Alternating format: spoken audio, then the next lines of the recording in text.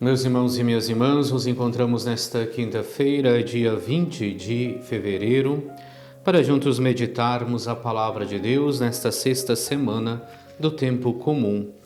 E hoje nós lemos o evangelista São Marcos no capítulo 8, versículos do 27 ao 33.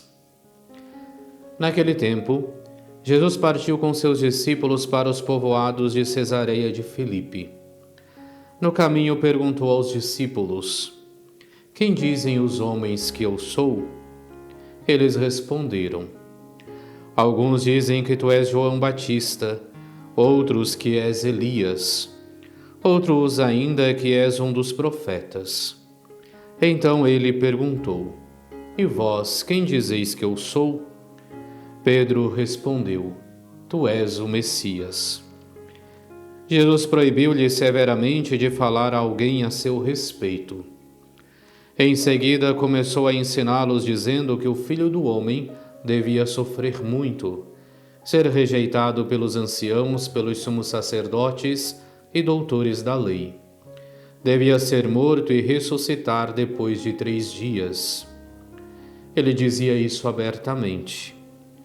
Então Pedro tomou Jesus à parte e começou a repreendê-lo.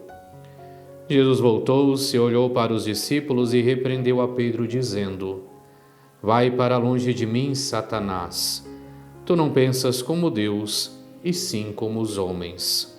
Palavra da salvação, glória a vós, Senhor. Nós continuamos nesta quinta-feira a leitura do capítulo 8 do evangelista São Marcos. Hoje vemos Jesus que volta-se aos seus discípulos e faz essas duas perguntas. Primeiramente, quem dizem os homens que eu sou? E é importante vermos as respostas que dá os discípulos, porque alguns dizem que é João Batista, outros que és Elias, outros ainda que és algum dos profetas. Reconhecem em Cristo alguém diferente, alguém extraordinário. É onde Jesus faz a pergunta ao íntimo, àqueles que caminham com ele, que estão próximos dele. E vós, quem dizeis que eu sou? E nisso nós vemos a resposta de Pedro: Tu és o Messias. Ainda que ele não tenha compreendido aquilo que falava num primeiro momento. Porque nós vemos logo em seguida Jesus que passa a anunciar a sua paixão, a sua morte, a sua ressurreição, e Pedro que o repreende. É claro que quando nós ouvimos esta leitura, a primeira coisa que devemos entender é que a profissão de fé no Cristo ressuscitado é o centro da nossa caminhada cristã. É porque nós acreditamos no Cristo ressuscitado, é porque os discípulos acreditaram no Cristo ressuscitado, que hoje nós nos reunimos aqui. Por isso nós devemos entender e compreender muito bem aquele que é o anúncio de Cristo, o anúncio da sua paixão, o anúncio da sua morte, o anúncio da sua ressurreição. É ali que está o centro da nossa fé.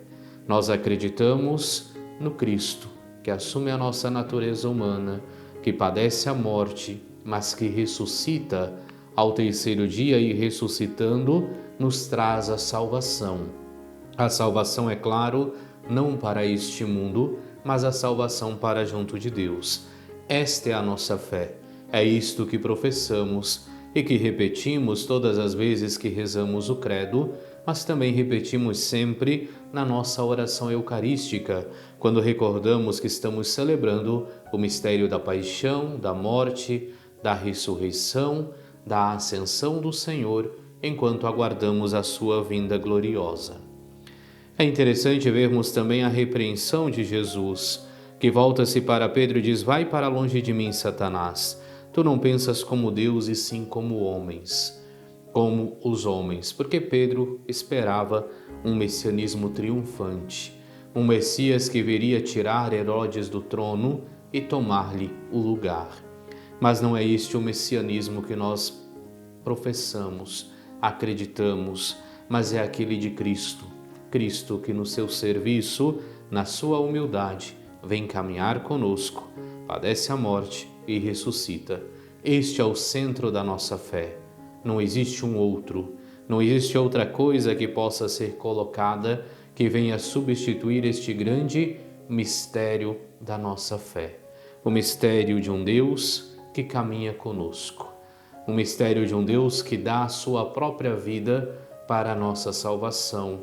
E ao ressuscitar nos convida mais uma vez para que possamos também nós nos esforçarmos por vivermos o seu Evangelho, por vivermos a sua palavra e ressuscitarmos também nós com ele. Assim que possamos verdadeiramente professar Cristo como Messias, como nosso Salvador, recordando sempre que a profissão de fé no Cristo ressuscitado é o centro da nossa caminhada cristã. Oremos. Ó Deus, que prometeis permanecer nos corações retos e sinceros, concedei-nos por vossa graça viver de tal maneira que possais habitar em nós.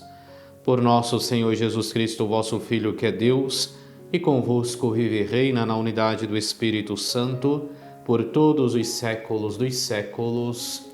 Amém. E abençoe-vos Deus Todo-Poderoso, Pai e Filho e Espírito Santo. Amém.